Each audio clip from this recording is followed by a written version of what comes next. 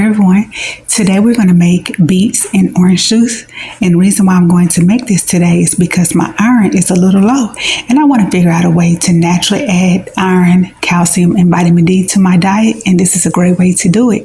It's so easy. You just add the beets, you add the orange juice, and there we go. It really has a great flavor because beets has a fresh taste on its own and a certain amount of sweetness. And then of course the orange juice has a certain amount of sweetness as well. So it really does blend well together and tastes really good. It tastes really great. So I think you will enjoy. Today we're making butternut squash.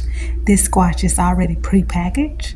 All we're going to do is bake it at 450 degrees for 35 minutes. We're going to add olive oil. We're going to add our squash to the skillet. And again, we're going to bake it at 450 degrees for 35 minutes. And then we're going to add a little bit of seasoning. And then we're also going to add the pecans right at the end of the baking. And so as you can see, you're going to have a lovely dish.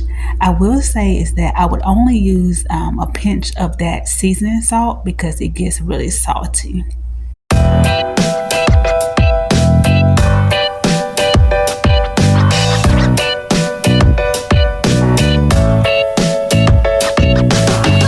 Hey everyone, I think you're going to really like this floral arrangement. It's very pretty and elegant.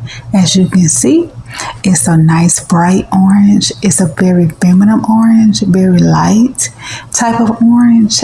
It goes very well in the room. It brightens up the room, but still adds color to your room. As you can also see, is that I added the flowers to a nice copper base, and that copper base just really makes everything pops and takes it to a whole nother level. It's so elegant and pretty and classy. And again, it's going to stand out immediately when you walk in the room. But at the same time, it blends into the room very well. So